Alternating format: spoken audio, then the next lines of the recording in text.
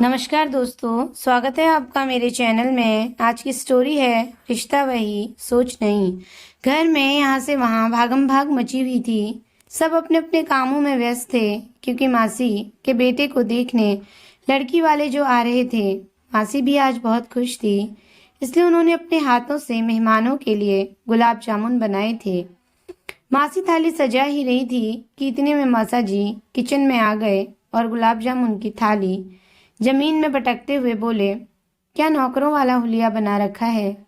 मेहमानों के सामने नाक मत कटवा देना। जाओ अपना हुलिया जरा सही करके आओ। जितना भी समझा लो, अपनी मिडिल क्लास क्वालिटी दिखा ही देती हो तुम। बड़बड़ाते हुए किचन से बाहर चले गए।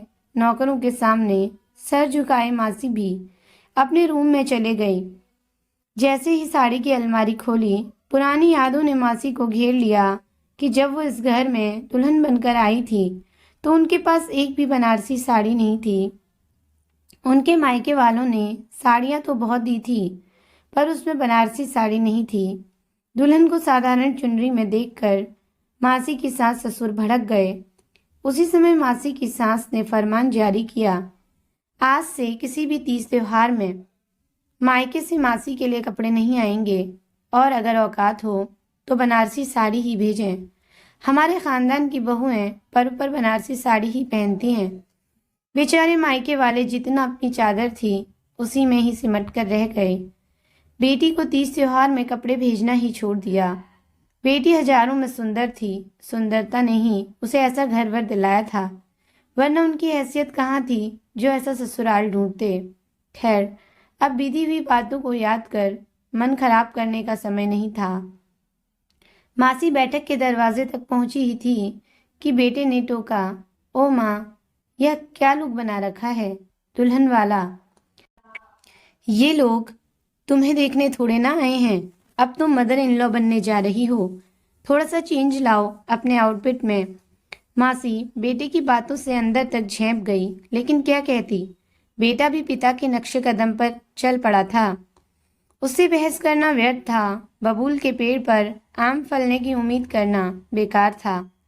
बचपन से उसने यही तो देखा था, पिता के द्वारा हर बात के लिए टीका टिप्पणी करते रहना। मासी क्या कहती, वह तो पति का हुक्म मानकर या भारी भरकम लबादा ओढ़कर मेहमानों के बीच जा रही थी। दरअसल मासी को मेहमानों से मिलवाना तो एक बहाना था। मौसा जी को तो अपना रुतबा दिखाना था। मासी से मिलकर लड़की के पिताजी और भाई बड़े प्रसन्न हुए। लड़की के पिता ने हाथ जोड़ते हुए कहा कि बहन जी, मेरी एक ही बेटी है जिसे मैं आपके चरणों में रखना चाहता हूँ।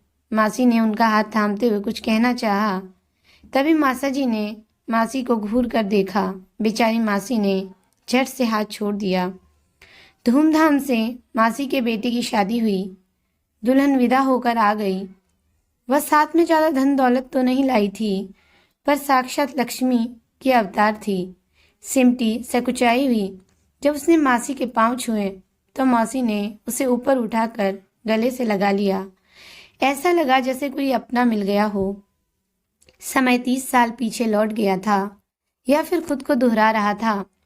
बिल्कुल सब वैसे ही हो रहा था जैसे मासी के साथ हुआ था। अंतर बस इतना था कि मासी को ससुराल वालों ने पराया समझा था, जबकि मासी को बहू अपनी बेटी लग रही थी। शादी के 2 दिन बाद सारे नाते रिश्तेदार अपने अपने घरों को चले गए। मौसा जी के तेवर में कोई बदलाव नहीं आया था। दूसरे ही दिन उन्होंने मासी से कह दिया, बहू भी तुम्हारे जैसे मिडिल क्लास से आई है, इसलिए यह तुम्हारी जिम्मेदारी है कि तुम हमारे खानदान के तौर तरीके उसे सिखाने की कोशिश करो। लड़की सुंदर थी, इसलिए हमने बेटे का ब्याह कर दिया, वरना कहाँ राजा भोज और कहाँ गंगू तेली। मासी ने मासा जी के सामने हाथ जोड़कर चुप रहने के लिए कहा। उन्हें डर था कि कहीं बहू सुन न ले। बेटे का भी तेज कम नहीं था। बहू के मायके वालों की कमी निकालने में उसे विशेष मजा आता था। बहू की पहली विदाई थी। बेटे ने साथ जाने से इनकार कर दिया। मासी ने समझाने की कोशिश की तो बेटे ने कहा, पिताजी कभी तुम्हारे साथ गए जो मैं जाऊं इन भिखारियों के घर? बहू को गुस्सा आ गया। उसने पलट कर कहा, फिर शादी ही क्यों की? आपने, जब रिश्तों का अपमान ही करना था आपको। मैं अपने मायके का अपमान नहीं सहन करूंगी। इतना सुनते ही बेटे ने ताव में बहू पर हाथ उठा दिया। अभी वह कुछ सोचता, इसके पहले ही मासी ने तड़ाक से एक जोरदार थप्पड़ बेटे के गाल पर जड़ दिया और बोली, खबरदार, जो कभी पत्नी पर हाथ उठाया तोड़कर रख दूंगी, समझा? स्टेटस की दुहाई देता है, संस्कारहीन कहीं का। पहले इंसान बनना सीख, फिर पति बनना। मासी ने नौकरों को बाहर भेज ड्राइवर को बुलाया और बोली, मैं जाऊंगी अपनी बहू को उसके मायके छोड़ने, और तब तक वापस नहीं आएंगे जब तक तुम उससे माफ़ी नहीं मांग लेते। बेटे को आग्नेय आंखों से घूरते हुए कहा, तूने क्या सोचा? मैं तेरे पिता की तरह तुझे मनमानी करने दूंगी? मेरे पीछे कोई नहीं था, लेकिन अब ऐसा नहीं होगा।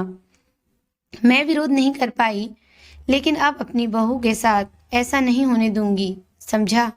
मासी का बेटा माँ का ये रूप देखकर दंग रह गया, क्योंकि उसने कभी भी अपनी माँ को आवाज़ उठाते नहीं सुना था खुद के लिए। लेकिन आज माँ का नया रूप उसके सामने था। इसलिए कहते हैं, माँ बाप जो करते हैं बच्चे वही सब देख करते हैं। इसलिए हमेशा अपने बच्चों के सामने ऐसे रहें कि कभी बच्चे माँ बाप से कोई गलत व्यवहार ना सीखें। हमेशा बच्चों के सामने प्यार से रहें, उनके सामने कभी अपशब्द ना कहें। अपना कीमती समय देने के लिए धन्यवाद दोस्तों। अगर कहानी अच्छी लगी हो तो लाइक करें, शेयर करें और मेरे चैनल को सब्सक्राइब करें। Thank you for watching.